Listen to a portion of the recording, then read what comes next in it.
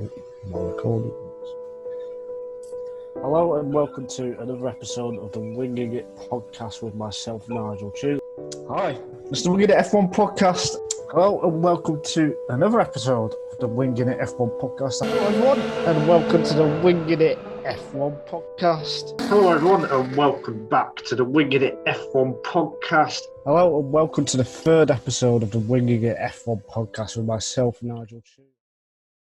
Hello everybody and welcome to the Winging It F1 podcast. It's episode 192 and sadly, or maybe not sadly, it is my final episode. Yes, people who've seen on Twitter or LinkedIn or whatever, they would have seen I'm joining Sky Sports, which is amazing. But it basically means I can't commit to the podcast, basically. So this is my final episode. It is a bit sad. I've kind of known this was going to come over the last few weeks anyway. I think we've left little clues as well with the caption of my name on an episode 2 episodes ago or something.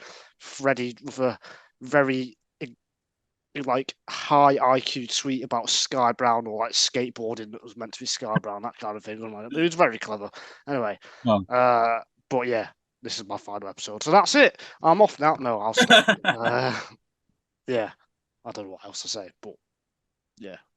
There we go. Yeah, the episode's going to go as normal, but we're going to start by saying, bloody hell, well done, Nigel. You're going to Sky Sports to write about F1, the exclusive rights holder to Formula One in the UK, and you're working for them.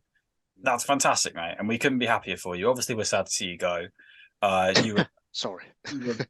when we cooked up this plan, we didn't think we'd be doing it in 2023.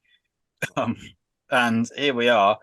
And I'm surprised it's taken us this long for you to be getting the excellent gig that you've got, to be honest, mate. So hats off to I'm wearing a hat. Anyway, well done to you.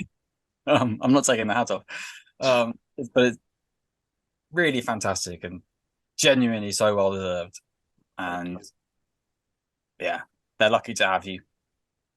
Yeah, I'd echo all of that, mate, to be honest. I mean, you know, I just when we started it, I didn't think that we'd be sending someone straight from the podcast to Sky Sports. That's the trajectory. It's gone. We need F1 podcast and then finishing and straight into Sky Sports. So, but yeah, I'd absolutely echo everything that Freddie said. I'm really looking forward to seeing what you can write up there and the impact you can have on their team, because I know that they're very lucky to have you. And yeah, it's been an honour, but also very enjoyable working with you over the previous 191 episodes. And I'm sure it will be extremely nice doing this one as well to finish off. But yeah, bittersweet. Well, it wasn't quite. Naturally, we're very happy. We're very happy with the transfer fee that Sky have supplied to myself. That'll see us through for the next 192 episodes. Yeah, I was going to say. All right, so in answer to the question about nearly 2 years ago now, someone asked, or I asked on the first birthday. You asked. I think it was one of them. That was a weird podcast. It was a great episode though. I asked the question like, who would be the first to leave? I think we asked Twitter, didn't we? We did Twitter polls. You said me. And yeah, the answer was you. Turns out it's me. So yeah, and I will say actually, yes. Oh, go on. Judas. Sorry. I've been called that already many times at Eurosport. But anyway. I thought you just meant in life. Not in life, just the last month. Yeah. Bloody Nigel, he's leaving school after A levels, Judas. Classic Nigel to stab someone in the back again. I don't do that. But yeah, there were a couple of times where I thought like we might not carry on the podcast anyway, so like might carry it on anyway, like after uni or when we all became quite busy and that kind of thing. So to do 192 episodes, and I've always told Freddie and Adam, like anyone can start a podcast, literally anyone, but to do 192 episodes is that to me says a lot. Yeah, it is a bit much. But that is something I'm genuinely very proud of. It's one of my biggest achievements, I'd say, that I've done in my short life so far. Unless I die tomorrow, then it will still be a short life. But anyway, so yeah, that is the biggest thing. It's been a fantastic addition, an absolutely fantastic addition. And the fact that it's such a big achievement for you is amazing, considering Adam and I edit them all. I've edited a few.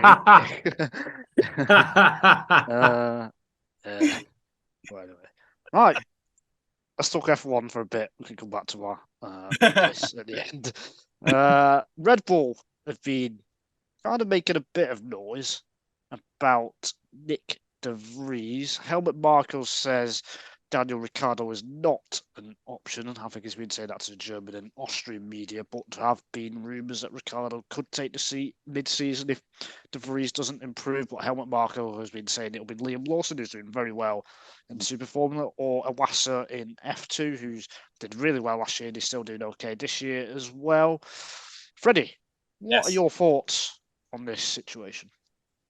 Oh, it's just weird, isn't it? AlphaTauri and in its previous guys as Toro Rosso always was very good and very bad to drivers. We all know this. Like, it gives drivers a chance, but it also just completely ruins them sometimes. And I think we'll all agree that based on Nyck de Vries's showings and around the F1 paddock last year and things like that, he forced himself into the picture for an F1 drive and deserved the one he got. And there seems to be a school of thought now that, oh, he was just in a car that was really good at Monza. He really didn't do a good job. No, he did a very, very, very good job in that race. And to get points to completely outclass Nicholas Latifi when on the Saturday morning he was in the paddock club expecting to just talk to VIPs is genuinely, he deserves, I think he deserved the seat this year. And I think after 5 races, yeah, pull up his socks a bit. But I think the AlphaTauri genuinely doesn't look good. And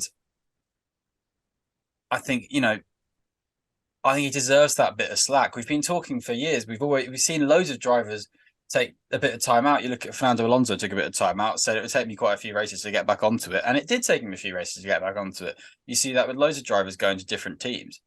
And I think it's kind of understandable that a driver with very limited F1 experience is taking a bit of time to get to grips with it. But so I think what I'm saying is that this is all coming a little bit too quickly for my liking. I feel like there seems to be a very, very big sort of bubble culture to this, where it's just kind of like, it's just like, oh, this is the opinion of it now. Oh, he's rubbish. That's it. Get him out. And I don't know, brings you back to a lot of drivers who definitely deserved more chance than they got that never had it. And I'm starting to feel like people aren't giving Nyck de Vries enough time. There's a reason de Vries was in the seat in the first place and not Lawson and not Iwasa and things like that. So you got to kind of think, what difference will it make if you've got one driver throw him out of a difficult car, put another driver in a difficult car? Who knows? You might end up with the same problem. I think give him a bit more time is what I think. I think, yeah, I agree with that. I think it's not, like you say, based on what he did in F1 last year, what he's done over his career, achievements in other areas, then he does, he definitely deserves the shot in the team, and 5 races is very early to be making those judgments of, oh, he's got X number of races left before he should be replaced. Having said that, he is well off the pace at the moment, and I'm not sure, like, thinking through other examples of drivers, I mean, just looking in recent years, drivers who have struggled so much to begin with, I can't think of any examples of drivers who have then come good. I mean, like, I guess it's quite a small pool, but Ricciardo, obviously McLaren, Albon and Gasly at Red Bull, obviously up against Verstappen, so not an easy task there. So, yeah, I think I do want to see him be given more time, but at the same time, I think the signs so far aren't looking great, just based on what we've seen so far. And it's, we'll need to see over the next few weekends. But yeah, it just feels quite quite a difficult position for him to be in. I agree with Adam. He's making too many mistakes. He's a bit too slow compared to Tsunoda. It's one of them where it's hard to judge how well Tsunoda's doing. Is it Tsunoda's been really good, or is it de Vries not doing so well, or is it both? It's probably both. So he does need to improve. It does need to be given time. The question is how much time, because we've got the triple header coming up, and then it still gets quite busy until the summer break. So do we think we are talking here about he should be given? Well, he should obviously be given until the summer break, but should he be given the rest of the season, do you think? I think the rest of the season is obviously up. Jury's still out on that, but yeah, in my opinion, to most of this first half to the summer break, first half of the season, yeah, I think he's a driver. He's a driver we're blessed with seeing quite a lot of his experience, and I think we can safely say everything he has done, he's done well in. It's yeah, maybe not immediately in F2, but maybe there are some things he got by luck in Formula E, but there are also some stuff where he absolutely dominated and walked it. And that's not through flukes, because it's happened quite consistently across his career. You look at some of his WEC drives, they're marvelous. And I think he's, with that, yeah, he's earned himself the right to time in this scenario.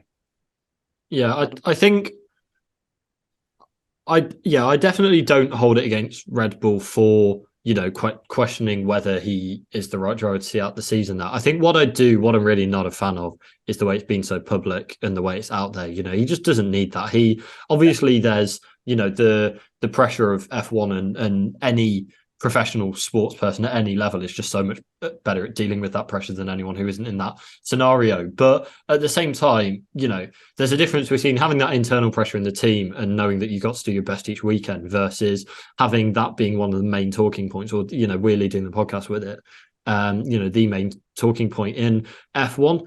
And I think that's quite unfair, to be honest, on Nyck de Vries, that he has, you know, it has been put out there into the open for now. Everyone's going to be holding his opinion, you know, his performances under a microscope and holding it up against that question of, you know, will he survive till the summer? Will he survive after the summer, etc. So yeah, I think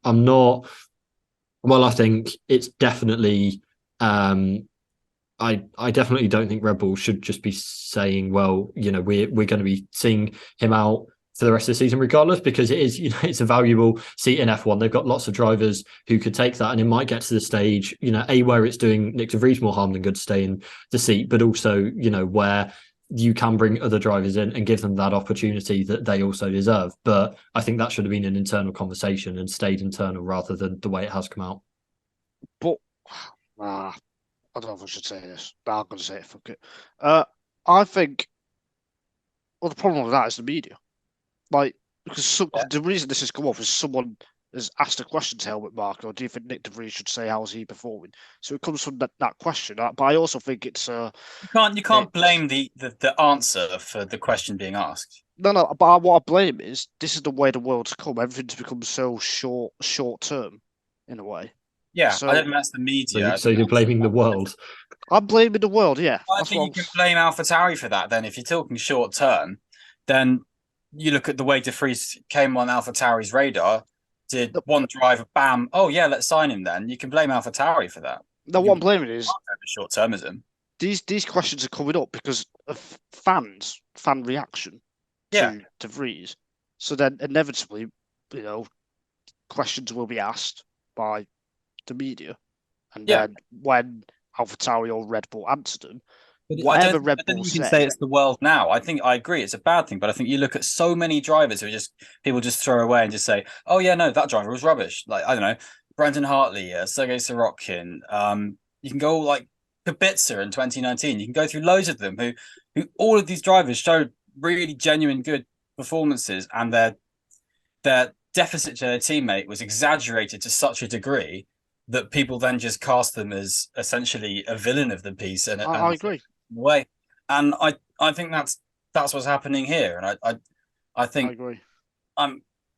That's the kind of thing that just gets my goat. It's this kind of bubble culture that's kind of like that people don't appreciate what a lot of drivers are doing. They just think there's so much more detail to a lot of these performances than meets the eye, and I think in a lot of other categories, obviously, that is respected and things like that, but No, I completely agree. But that's what I was saying. Over the last 5 to 10 years or whatever, it feels like it has got worse and worse. Do you not think?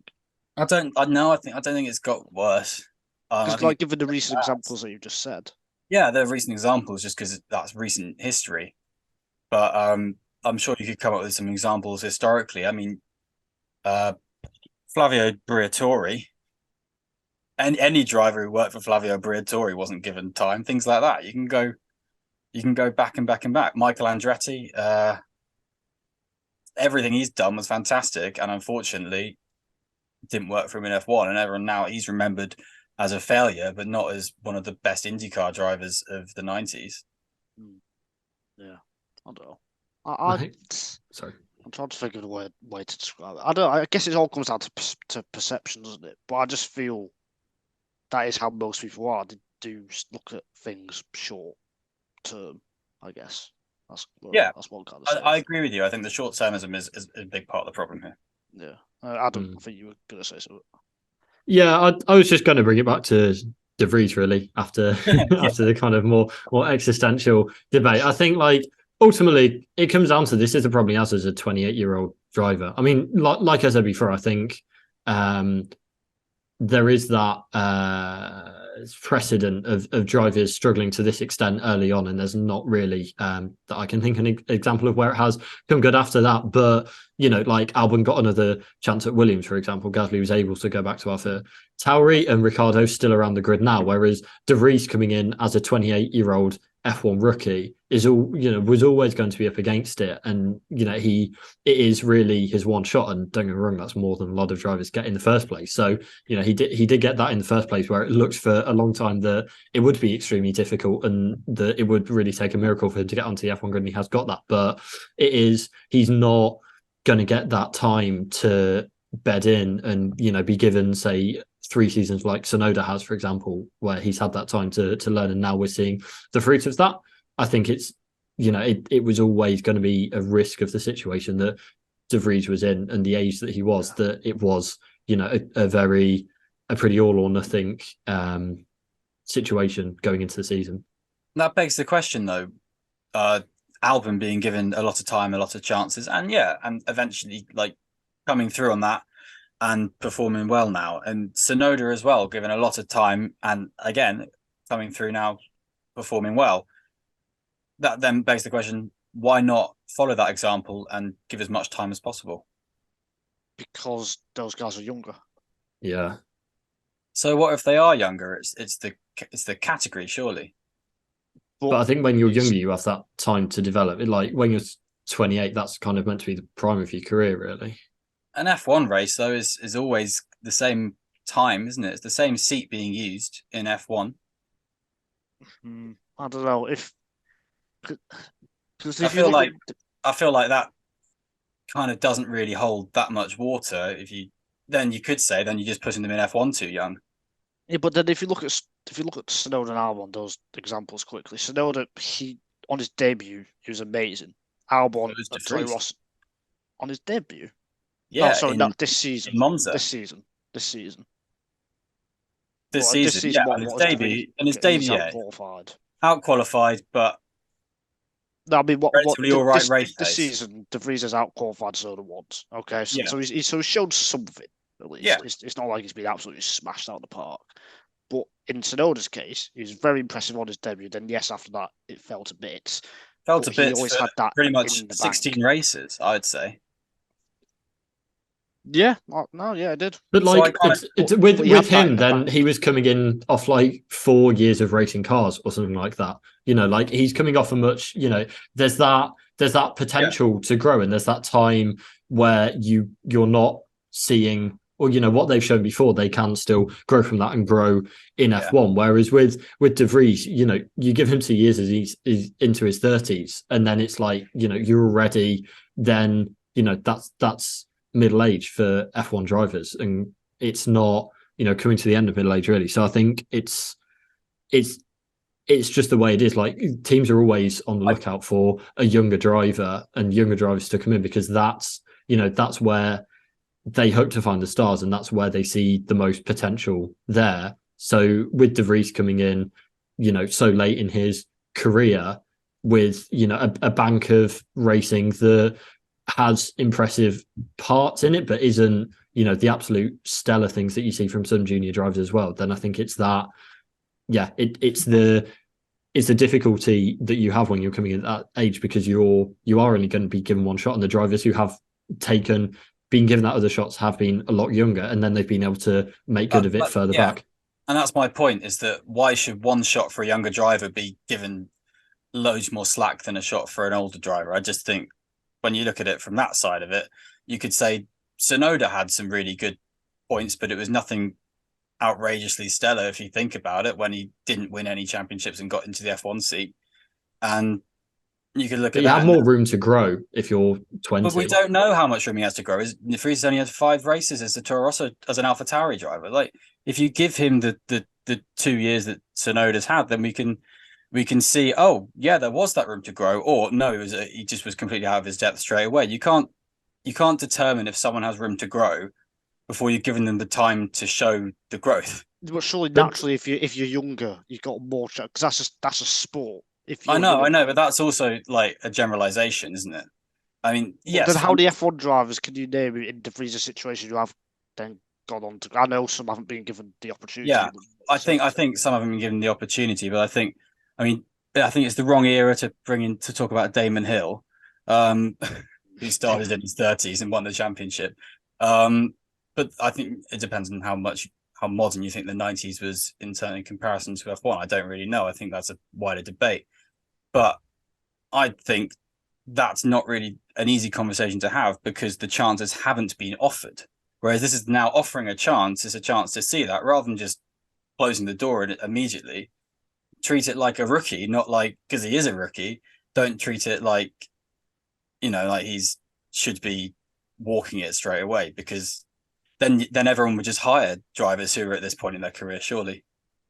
I think for me, it comes down to where the ceiling is. Like, if you are like coming in and you're 20 and you're struggling, then there's all of that. You've got all of your, you've got a few seasons to bed in, and you'll still be young. And then you can go on through mid-20s, then you hit your peak, and then you're into the next. Where with De Vries, it feels like it feels like a bigger gamble to hope that he will come good at this stage of his career, and then be hoping, and then, like I say, you're already then into what would usually be the back half of a racing driver or an F1 driver's career in terms of age. So I think that's just where it is for me. It's like the ceiling of where the average driver in De Vries' position is a lot lower than, someone in, say, Tsunoda's position. That's where I disagree, because I just think he's not been given the chance to have a ceiling. I just think age is a massively important factor. Okay, I guess it's more important for me. I'm sure it's important. Well, I just think you look at. I mean, I'm not saying De Vries is like Alonso or something, but he's a driver who's very old, who's performing very well, and things like that. Like, drivers, but age. Go on. No, I'm just saying, like, age can be different for lots of different drivers, and that's part of it. Yeah, you'll get some drivers who are the finished article straight away, and you'll get some drivers who have to work to it. And that's what you're saying about, giving some drivers time. You're gonna have drivers like Max Verstappen who can come in and can just be as mature and capable at a wheel straight away, but you are going to need to give drivers time. And who knows what's the difference between, I think you can give someone time at 28 as you can give someone time at 20. I think personally, if you're saying that's like a peak moment of a racing driver's career, then allow them to flourish into it, rather than stopping it. But Red Bull are looking for... Then they shouldn't have signed him. Okay, but Red Bull are looking for not an extra Verstappen, but someone who can win races, be a top elite driver. Yeah. And so then that's why they're thinking to give a Lawson or a Wasser that chance, because if they impress straight away, then they already know that they're better than De Vries, that kind of thing. So I think in the situation, given it is Red Bull, that's why. But they might not impress straight away, and then it's just another cycle. Then they might not have another cycle, like that. And they'll keep like going. What they've done with Tsunoda until they get someone. So what they've done with Tsunoda is, okay, cool, we're going to grow it, we're going to give it the chance. And I think just because Tsunoda was a bit younger than De Vries is now, a chunk younger, I still think you can apply the same logic. But then with Tsunoda, you invest, like, say, 3 years in him, and then you're going to get like 15 potentially from that. Whereas with De But you Vries, don't then know it's that not. at the start. My point is, you don't know that No, at the no, start. no. But in terms of age, if they both go to racing into their late 30s and they both come good after a few years, then you're going to get a lot more of that from Tsunoda than you are from someone of De Vries's age. Well, but you could still be getting results from someone of De Vries's age, wouldn't you? I mean, if it's all about just having a driver that might work later, then that's like never gonna. It's a really difficult one because everything goes for let's get the quickest driver in the car, but also every argument goes for but let's also give the drivers time because to make them quick, they need to be given time, and time, obviously ticks over and years happen, but I do think that you can't just limit racing drivers being given more like chances when they're younger than 26 or something, because then I just think that's closing the door to so many potential racing drivers in a way that they could be very good. And I think after 5 races, we are evaluating these 5 races as could have been a lot better, and some of them definitely were rock bottom, like Baku. But you've got to then piece it together and look forward as well with that. And the best way to make a driver do better is not to sack him and not give him the chance. I was so hoping that we would have a debate like this on my final episode, and we've done it. So there we go. So there we go. We agree that De Vries should obviously get a lot more time. What we disagree on is, I guess, the wider picture of what age. Andre Lotterer. Well, he came in for his first race when he was like 31, and he outqualified his teammate by a second. At Spa 2014. Yeah. I mean, I would also say get another chance. I would also say, it may come like we saw with Ricciardo. I think at the end, Ricciardo was just very beaten up and needed that time away from the sport. And, I hope it doesn't get to that stage with De Vries, but it may not just be a one-way decision from AlphaTauri. It could be that actually the best thing for him as a racer moving forward is to get out of that situation if it doesn't continue to improve, because it is a really tough place for a driver to be. So, just sort of finishing off on that point about best for De Vries to get out or something. I don't. It's a hard one when you look at sort of Ricciardo, like you said. It's just kind of like we don't know how good it has been for him to get out because he's still flirting with the edges of F1, and if he were to be, and as he has been rumored to be, I don't know how much rumor mill or how much was from that Helmut Marko interview talking about Ricciardo potentially getting in the seat, but it's just okay, is this a kill 2 careers with 1 stone kind of move rather than trying to just nurture one? And that's another thing that I just find a bit kind of what we've learned from F1 surely in recent years is it's not plug in and play. It requires quite a lot of nuance and care, and I think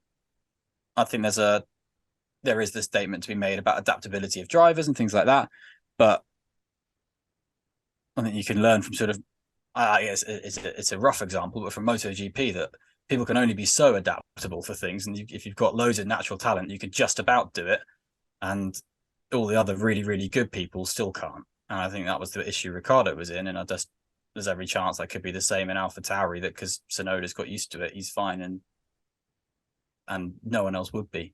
It's always the risk with where the sort of peaky nature of Formula One at the moment. I do think there's an argument that the next regulation should be built more around drivability, you could suggest.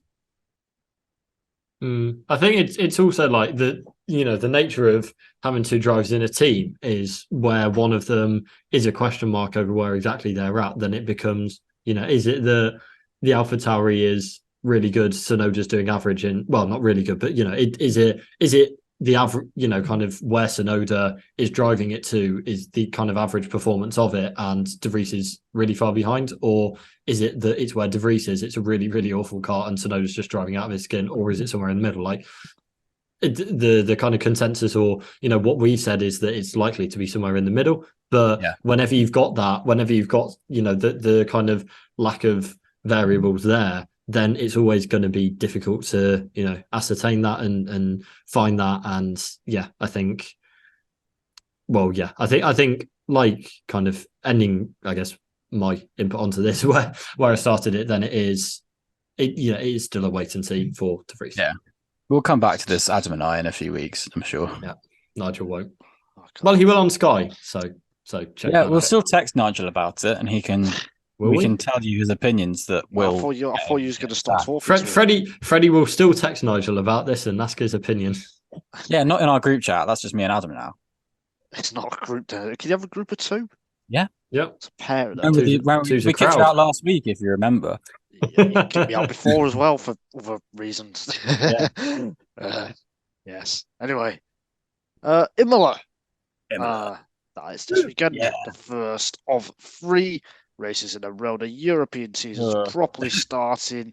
Mercedes are bringing big upgrades. It's Ferrari's home race. Aston Martin think they might do well, but Red Bull are probably going to win, aren't they? But it is going to rain at some point in the weekend, maybe qualifying on the race, or maybe one of the days, or maybe more, maybe neither.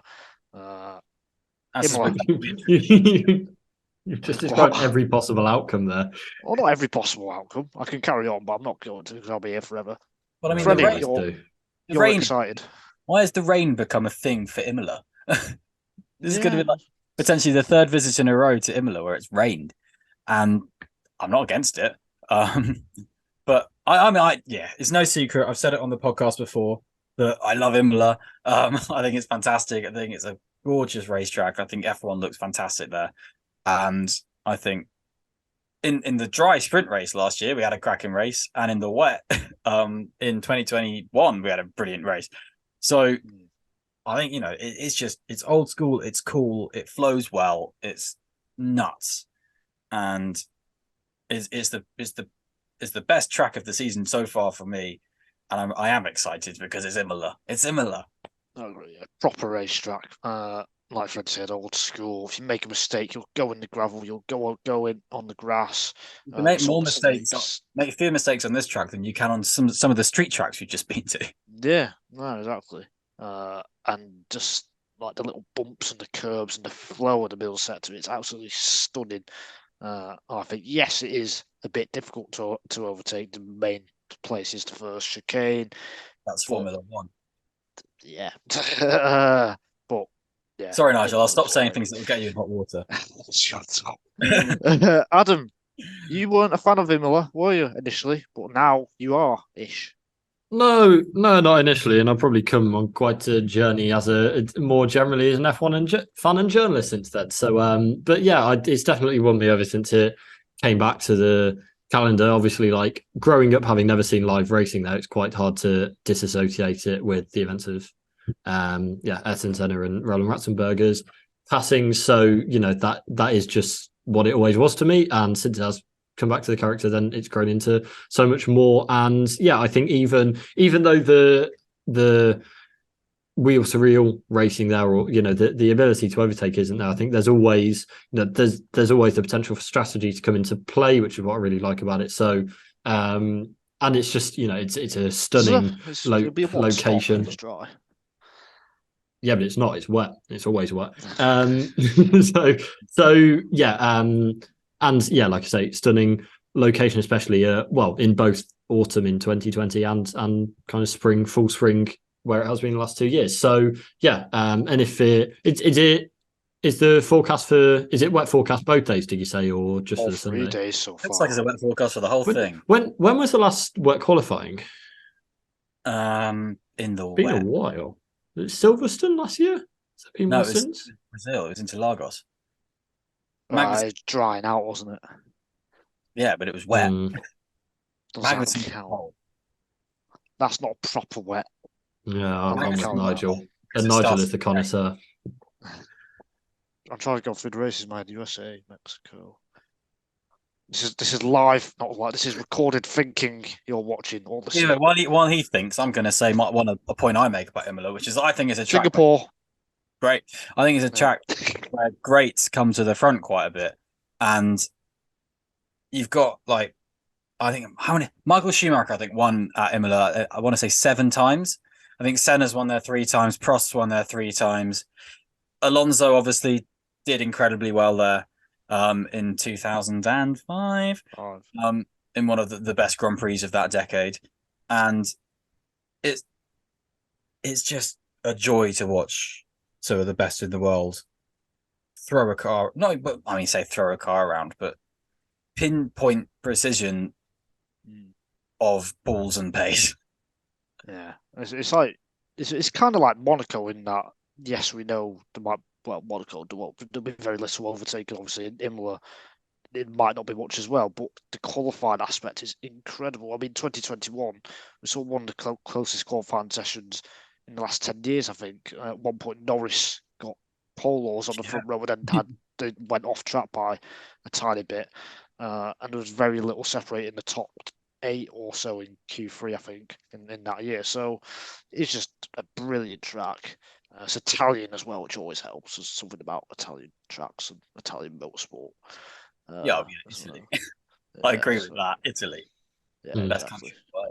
country. Want to savour while we can as well, because it's one of the tracks that looks like it may be at risk, or well, it looks like it's at risk. And It's a weird one. It's apparently they're using it to make Monza up their game. And Imola have just spent a lot of money on refurbishments and things like that. It's interesting to see where that goes. I feel like it could be an Imola versus Monza come next year's calendar, to be honest, which would be dangerous for Formula One to try and pit them against each other. And in kind of in general, then the European dedicated racing tracks are the ones that are being squeezed, really, as there's more races in America and the Middle East, and it's kind of so that's where it's I mean, Barcelona's got a longer extension, but off the top of my head, I think Austria at risk, obviously Spa, Silverstone, Monaco, Monza have got their contract at risk in the near future as well. So it's in that bracket. Zandvoort as well, I think, unless it's been updated and extended, and I'm forgetting that. So it's definitely one to savour while we can, because it could not be around for ages longer. But like I said at the start, then it has changed my perception of it through the Grand Prix we've had there. Absolutely.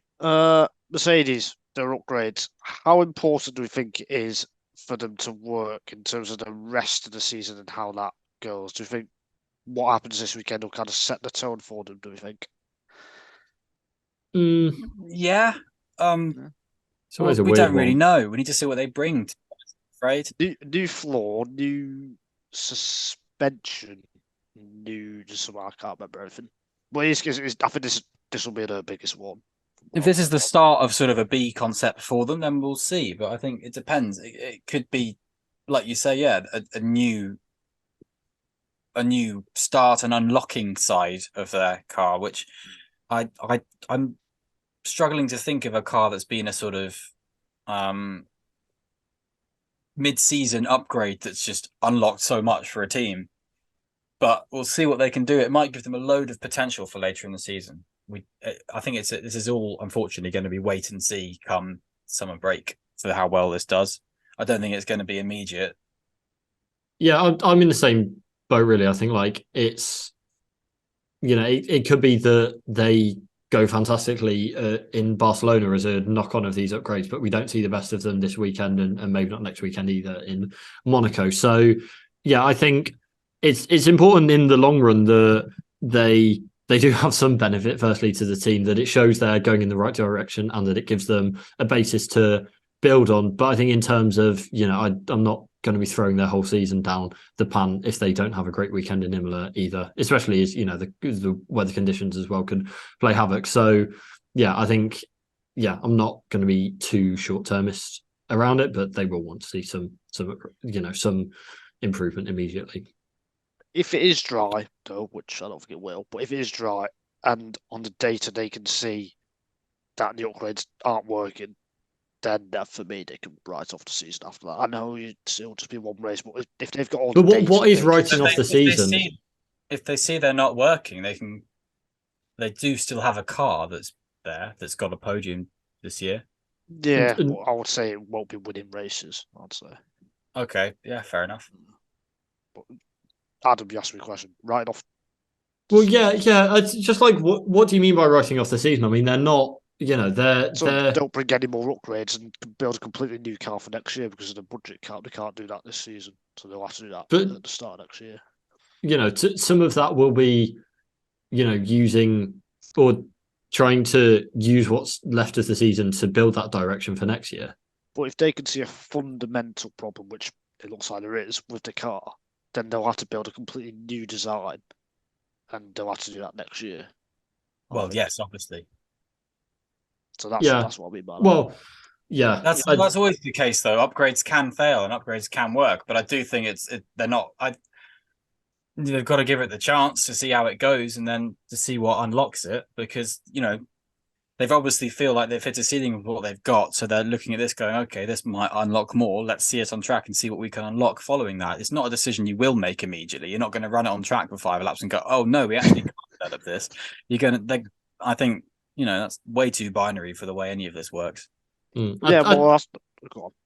I was just going to say, I think ultimately, I think this year is already about building for next season for Mercedes, but it's just how they go about that. And obviously they'll hope that they're able to kind of pivot to a car concept that does work and works for next year. But I kind of think the outcome, I don't know. I feel like the main goal will still be more success in 2024. So whether the upgrades work or don't, we'll still give them information towards that, and it will kind of decide how they use the rest of this season towards that goal. But I don't think it's going to be too much of a I think, like, in terms of writing off the season for the championship, they did that after qualifying in Bahrain. Like, it's not I just when you're battling for like second, third, fourth, basically, I think in terms of writing off the season, then it's already, I think they already know what they need to get from the season, and it will, however, whether it works or doesn't, then it will help them, it will give them more information towards that goal. Yeah, I agree with that. Yeah, yes, it will. Yeah, I can't disagree with that. Yeah. That's what we love to hear. It's unusual. Yes, it is. Maybe the last time the wider world ever hears that Nigel can't disagree with me. No, my wider point was, tradition is we just convince Nigel anyway. No, it's the other way around.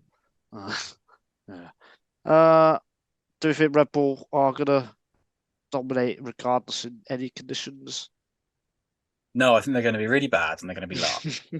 I think if it rains, their car isn't going to work, and it's going to be 5 seconds slower than AlphaTauri. There's a chance that it's skittish in the rain, because it is skittish in the dry, but then again, they'll probably be bringing upgrades for that as well. So I reckon, because it's been the fastest car all year, it will continue to be the fastest car. It's hard to not say. I'm intrigued to see Aston Martin, though. They were very good through the sweeps of Saudi, and obviously it's a very fast-flowing track, Imola, so with tighter margins just naturally. So it'll be interesting to see. Not AlphaTauri, Aston Martin. Did I say AlphaTauri? You said Aston Martin. You did say sorry, I thought I said AlphaTauri. No, you said Aston Martin. And AlphaTauri. I'm excited to see how AlphaTauri get on, because they've always gone well there for some reason. So why not? Yeah. There's a good chance for them to do well. I had my link all set up, and I was going to be like, and I'm excited to see how another team, the team that we spent most of this podcast talking about, is going to go, and that's AlphaTauri, because they've always gone well here. But Freddie accidentally corrected himself, even though he didn't need correcting himself, and did it for me. So there we go. It's definitely one of the strangest moments of my life. That I don't know where that came from. Where I then said something and thought I'd said something else, but then hadn't. That's how I think every other sentence. My life. Anyway, yes, and my life will be podcast. My life will be different without the podcast. So let me think of some final words to say. That because this is really important, because until unless you're able to come on for guest appearances and stuff like this may be the last words you ever put out on camera to the internet, to the world, and by extension to the universe. You've really put the pressure on me now. To be fair, you have had about 3 weeks to think about this. So but it's not really been in my mind that much. I don't know. I just want to say thank you. I don't think there's anything else to say. Thank you for what? And to who? Thanks for doing it. You too. Oh. The viewers, who cares about that? Okay. I'm joking. Yeah, we know you've never cared about the bloody viewers. That's come across so obviously in everything you've done on this podcast. All these people who like F1, I don't like them. It's like they're our fan base, Nigel. No, We want an audience. We don't want you to just sit there and go, nah, go away. Look what happened to the pit stop boys. And they don't they don't need to know who I am, how I am. They don't. I've already told Adam and Freddie. That's that. It's sorted. Why do we need to repeat it? Like it's like that thing you were saying earlier. Like, what thing, Nigel? The thing I said off the podcast that I'd asked you not to bring up. Oh yeah. Yeah, that's true. So there we go. It's given us a kind of excuse to always blame you, even though you're not here. Yeah, that's a good point. Although we didn't really need an excuse for that, to be fair. I'll tell you what, though, you both have to surpass the amount of episodes I've done. So I reckon I have done them. I think I've done like 189. The guy who's leaving is giving us rules for when we can leave. Yes. So I think I've missed. I've only missed 3. I think I've only missed 3 or 4. So yeah, I don't know how many. Oh, because you finally got a serious job. So. Yeah. You can't be saying that. You're a sport. I love you. Yeah. But no, thanks guys for everything. And like even when like I think I can say this, even in the interview, one of the interviewing people, they did say that they listened to this podcast. So during the interview process, that they heard me, thought I was all right, and I did all right in the other stuff, and then yeah, Adam and I both declined it because we were nice. Yeah, they actually got in touch with us and asked, but we just, we knew it was your gig. That's not true. Yeah. So there we go. We can say it again next episode, and you won't be around to stop us. Yeah, that's true. I know what the true story is. We can't say it next episode because we're all starting at Sky Sports. This is the last episode for all of us. But genuinely, yeah, the ribbing has been on another level this episode for obvious reasons. But it's only because we love you and we're proud of you, and it's brilliant to see you achieving this role. Looking forward to the future. We just know that you're going to be doing wonderful stuff. Hopefully, you'll get to a few rounds. Hopefully, Nigel Chu, accredited F1 journalist, will be the new wave of media that takes the world by storm. You might get a few more Twitter followers. I don't care. You should start on TikTok. I really don't care. A day in the life of a Sky Sports F1 content writer. I'm not like you, Freddie. Right. Wouldn't be as good for the podcast if you were. Yeah, that's true. Yeah. You haven't cried yet, Nigel. I'm quite offended. I cried probably 5 weeks ago. I'm going to cry editing this. He cried when he got the job. No, that's not true. You can have him, Sky. Well, there we go. Thank you to Freddie. Thank you to Adam. Thank you for listening to every single episode. We do massively appreciate it. I know I joke about it, and I do this character that I've got, but this is the end, I think. So, yeah, keep listening to the podcast. It'll just be a bit different, and I'll say goodbye. Goodbye. Like, comment, subscribe.